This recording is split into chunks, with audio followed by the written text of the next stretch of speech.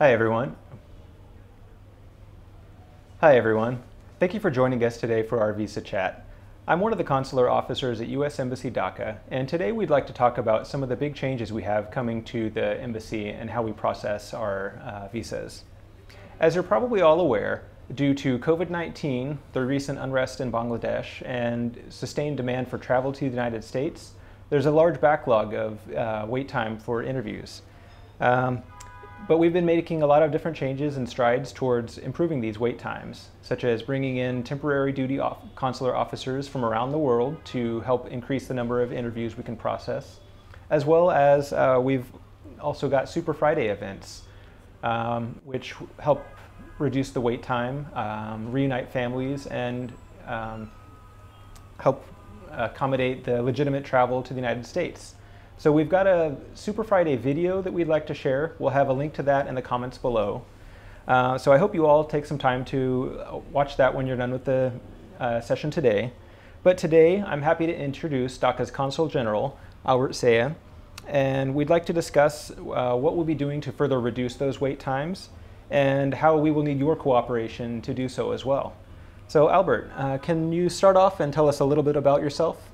Sure. I arrived here in Dhaka in August of this year, and my prior assignments include Naples, Italy, where I was the consul. I was the visa chief in Mexico City, and I also worked in the Bureau of Consular Affairs in Washington, D.C. And thank you for joining us today for this Facebook Live session on visas. The purpose of this session is to provide you with important information about our visa application process and to answer your questions. We understand that this process may seem a little bit complex and confusing, but we're here to help clarify any doubts and to provide guidance. So again, thank you for being here, and let's get started. Okay, thank you, Albert. So today we'd like to highlight a few of the major accomplishments that the U.S. Embassy's consular section has done recently. Then we'll go over some of the upcoming changes to visa processing aimed at further reducing those wait times. After that, we'll cover some of the general procedures for processing visas to give people a better understanding of how the process works. And then finally, we'll answer some of the questions that all of you submitted during this event. So Albert, can you start us off and tell us about what the Embassy Consular Section has accomplished recently? Sure. You all know about our wait times. In the June of 2022, our visa wait times for tourist visas and student visas were around 650 days. Right now, the wait time for tourist visas is around 300 days, and for student visas, it's around 200 days. And we were able to accomplish this despite the recent unrest in Bangladesh. So we are continuously increasing the number of appointments we are providing. And when I arrived here, one of my priorities was to address the canceled appointments that were canceled due to the unrest. This has resulted in historic processing highs. In the month of September alone, we issued 36% more immigrant visas in September 2024 as opposed to September 2023. The month of October was our second most productive month ever for immigrant visas, and it's the month where we issued the most visas ever in our history. Also, when it comes to non-immigrant visas, in the fiscal year that just ended at the end of September, we processed more than 81,000 applications, and we also exceeded our one-day record and processed over 1,000 visas in one day. And we hope to continually meet and exceed these goals and these numbers in the future, and this will be thanks to some procedural changes we hope to roll out. That's great. That's really impressive. Can you tell us a little bit about what those upcoming changes are for the Embassy's consular section? Sure. To maximize our resources and to process more visa applications, starting this January, we will shift to daily adjudication of non-immigrant and immigrant visas. So we will adjudicate in the morning and afternoons. With the arrival of additional consular officers and this new scheduling, we hope to process 33% more visas every day. to do this, we need to change some of our processes. As any of you who have been to our consular section know, our visa section is quite small for the number of visa applicants we see on a daily basis, and our waiting room is very small. So we need to rethink how we do things and really limit any bottlenecks we have in the process. Is there anything that the applicants can do to help out with this process and help reduce the wait times? Sure. Starting December 15th, we will roll out a new process where we will start enforcing several rules to improve our processing. Your non-immigrant visa interview will be canceled if you do not have a valid DS-160 number and barcode that matches our records on the day of the interview. If this occurs, you will need to reschedule your interview. The valid DS-160 number and barcode must be reflected in your online application, and any changes in your online profile and your DS-160 must be done more than 7 calendar days before the visa interview, or your visa interview will be canceled. We thank you for your cooperation and understanding. And I just want to highlight, if you are an applicant or someone else who helps prepare applicants, please take note. Applicants will be turned away and appointments will be canceled if you do not follow these instructions. Well, thanks for the update. With these changes, will that help the embassy process more visas? Yes, absolutely. I mentioned before, we're expecting at least 33% more adjudications every day. Well, thanks for the updates on the changes to the embassy. We've had a lot of questions about student visas. So we saw recently in the news that Bangladesh is sending more students to the US than ever before. Can you tell us about what the change is? This is wonderful news. Right now, there are over 17,000 Bangladeshi students in the United States. That's a 26% year-over-year increase, and Bangladesh moved from 13th place to 8th place worldwide in total number of sending students. And again, I just want to highlight, this is considering all the recent turmoil that the country has gone through and the appointments we've had to cancel. That's really impressive. What about for spring of 2025? When should a student visa applicant apply for a visa if they want to start spring semester of next year? Visa applicants can apply whenever. We have been interviewing spring 2025 students for some time right now. We encourage students and visa applicants to plan ahead, be prepared. There is, as I mentioned, significant demand for our visa appointments, so really plan ahead and to make those appointments. Oh, thank you. You also mentioned something earlier about, if someone helps someone with their application process, and we've heard people say that you should pay a broker or agent to get an appointment or to help you with your appointment. What is the official U.S. Embassy stance on that? Our official stance is that you do not need to go to an agent or a broker to make an appointment. Our visa process is fairly simple, and every day hundreds of Bangladeshis make appointments and submit a visa application online. Just note, these individuals sometimes provide false information and promise things they cannot deliver. No individual or organization can guarantee a visa appointment or guarantee a visa issuance.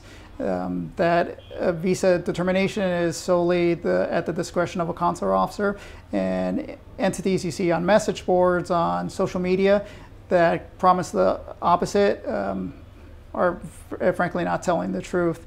And it's important to note that often visa brokers provide false or misleading information to secure visa appointment slots. If they do this, this may affect your visa appointment and your application and can have some consequences down the line. And thank you for clarifying that for everyone listening today. Next, shifting categories a little bit. We've been talking about immigrant visas quite a bit, or non-immigrant visas quite a bit.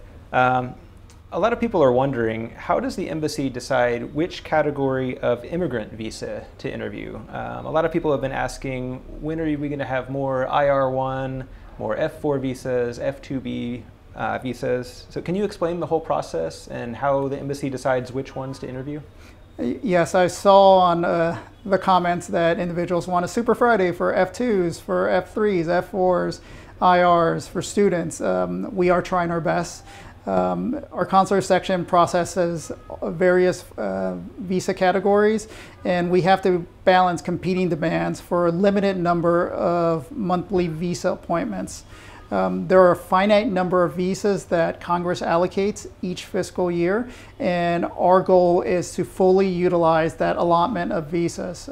Some of these visa allotment, if they are not used within a year, that's it, they're done. That you cannot regain those numbers. The department tries our hardest to utilize these allocations fully. Family reunification is one of the top priorities for the Department of State. To that end, immediate relative and family preference applicants are scheduled to maximize visa usage. We appreciate your understanding. A lot of times when you look at our monthly numbers of visa issuances, it is a little bit misleading because you will see maybe 1,000 F4 visas are issued, but only 200 IR visas are issued. It's important to note that an IR petition equals one visa, where an F4 applicant or an F2 applicant, for each petition, there could be 5, 10, or one applicant. So it's one petition does not equal one visa issuance. So it's a little bit misleading when people compare apples to oranges. Thanks for clarifying on that. We've also had people wondering, what if they need special accommodations or some sort of assistance for their interview process? Is there anything the U.S. Embassy can do to help them? Yes, we have special processes to accommodate individuals who need special accommodations or reasonable accommodations due to mobility or disability issues.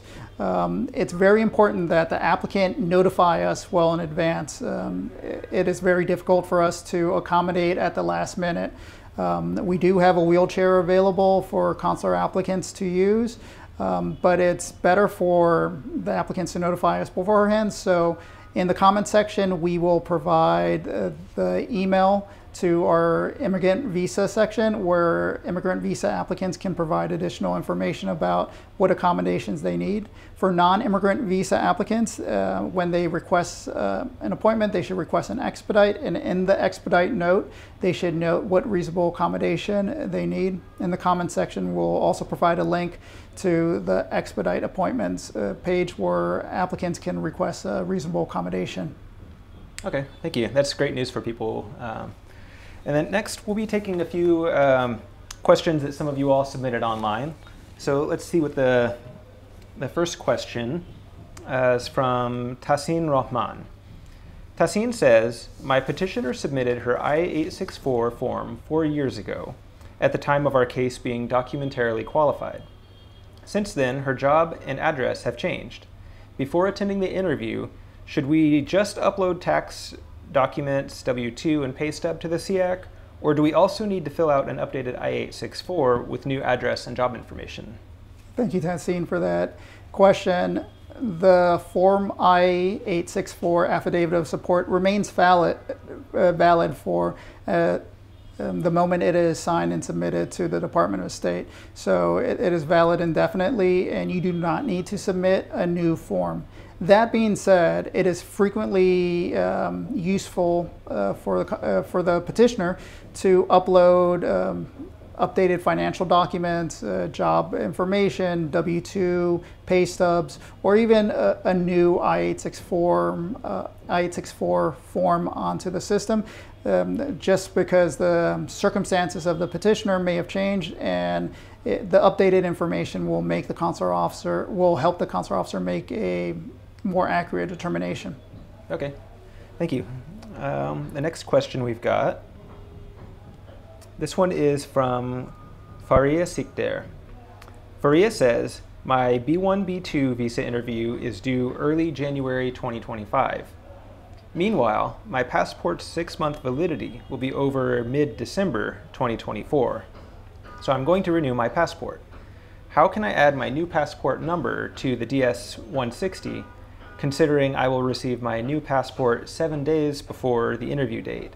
Can the embassy let me know or can I let the embassy know about the passport information on the interview date? Please let me know, what should I do?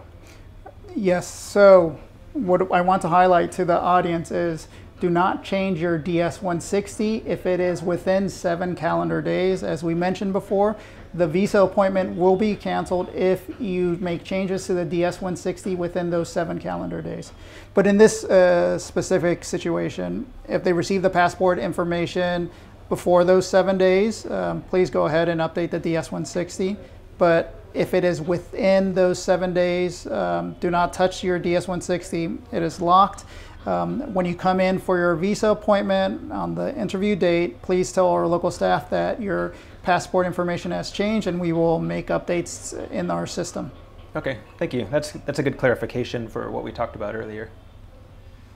We've got another question. This one is from Jihadur Rahman. Jihadur says, or asks, what kind of investigation does the U.S. Embassy do for visa candidates? Why are some candidates rejected in under 30 seconds? As a first-timer, how can I explain my situation to the officer if they do not give me enough time? Naturally, I speak a little bit fast, so what should I do? If they don't ask about a specific topic, what should I do? Well, thank you for that question. Whenever an individual applies for a U.S. visa, a consular officer reviews the facts of the case and looks at the totality of the circumstances for an applicant and makes a determination in accordance with U.S. law if that applicant qualifies for a visa. Our consular officers are trained to make quick, efficient determinations, which is really required because of the hundreds of applicants we see on a daily basis. It is important for the applicants to provide genuine and direct responses to the consular officer's questions. Scripted or vague or overly verbose answers, sometimes that don't answer the consular officer's questions, sometimes gives the impression that they are purposely avoiding answering the question and are trying to hide certain facts.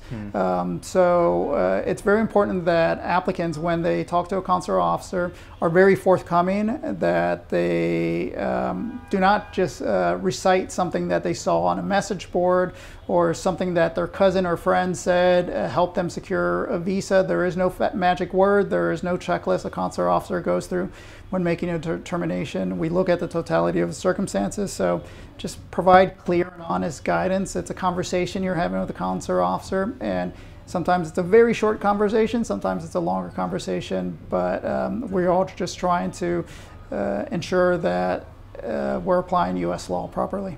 Okay, thank you. The next question we have is from Najmus Sarwar. Najmus says, hello, if my visa interview is past the April deadline for taxes, can my spouse, who is the sponsor, file for an extension for me, or is it better to wait until after his 2024 taxes have been filed? So the first thing is, if you have any questions about taxes, please go to irs.gov or to talk to a representative from the IRS or Internal Revenue Service in the United States, or seek the guidance of a tax specialist. Very careful about commenting on other people's taxes. But if the petitioner feels that their circumstances have changed dramatically from the taxes that we have in the system, and that it will make a significant difference in the consular officer's adjudication, please, it might be useful for them to provide us with the most up-to-date taxes. As we mentioned before, the I-864 remains valid indefinitely from the time it is submitted, but again, we leave it at the petitioner's discretion that if their current situation will make a favorable determination or is germane to the consular officer's adjudication, then they're welcome to submit that, and we will give it every consideration under the law. Okay, thank you. We've got another question from Abdur Rahman. Abdur says, my class will start on January 6th. My appointment is on February 23rd. I have applied for an emergency visa application, but I have not been able to bring it forward yet. What suggestions can I get to reschedule my appointment? I think I sometimes come off as a broken record where we always say thank you for your understanding and your patience, but honestly, thank you for your understanding and your patience. Every day we receive hundreds and hundreds of communications, and we try our best to process all those responses in an efficient and courteous and professional manner, and also an informative manner. And we look at all the expedite requests. We also have to scrutinize many expedite requests because there are some unscrupulous actors who try to abuse the system. But we, on a daily basis, look at our appointment availability, and we are always opening new appointment slots on a rolling basis. So thank you for your patience until we get to your application and your expedite request. And we will try our best to accommodate it.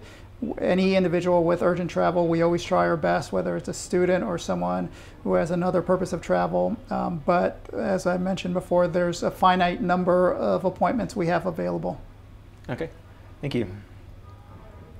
And then another question from Monir Hussein. The U.S. Embassy rescheduled my appointment due to the student movement, and my new appointment date will be June 1st, 2025. My question is there a need to update my DS-160 form? And in addition, so the appointment is in June 2025. It says my SEVIS fee will expire July 28th. Is there a need to pay the SEVIS fee again? And can anyone from the visa embassy confirm?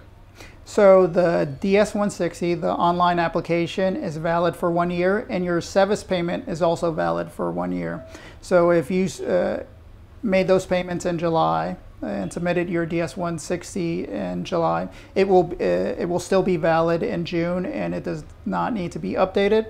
If there are any significant changes to the information in the DS-160, please go ahead and update it.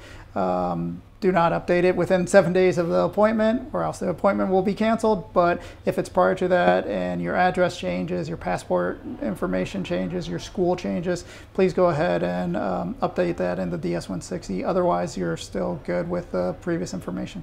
Okay, thank you. And then our final question for today.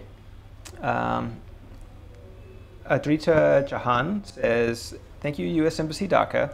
I want to know, after finishing the interview, how many days will it take to get the visa and passport back for an F1 category? And this month, let's see. Yeah, I guess just about what is the expected wait time for after someone's interview is finished? Like, when can they expect to get their passport and visa back? Our standard response is 2 weeks. We strive to get the passports and visas back to applicants before that, but to be on the safe side, 2 weeks. There are many factors involved, some of it outside of our control, but when we hand it to our third-party contractors who deliver the visas, so we always say 2 weeks to be on the safe side. Okay, and do they have to come back to the embassy to get those, or? No, we have service centers in Dhaka, Chittagong, and Sylhet where they can pick up the passports and visas. Okay, well, thank you for answering so many questions today, Albert, and thank you all for joining us today. And thank you for all of your wonderful questions. I hope we were able to give you a lot of good answers. And Albert, do you have any closing remarks for everybody? No, I just want to echo the thanks. Thank you for participating in this session. Thank you for those questions that really helps make the session informative and engaging. And we hope this information has been helpful and clarified any doubts you may have had. We are committed to providing the best possible service and support to all our visa applicants. And just thank you again for your time and engagement, and we look forward to assisting you in the future.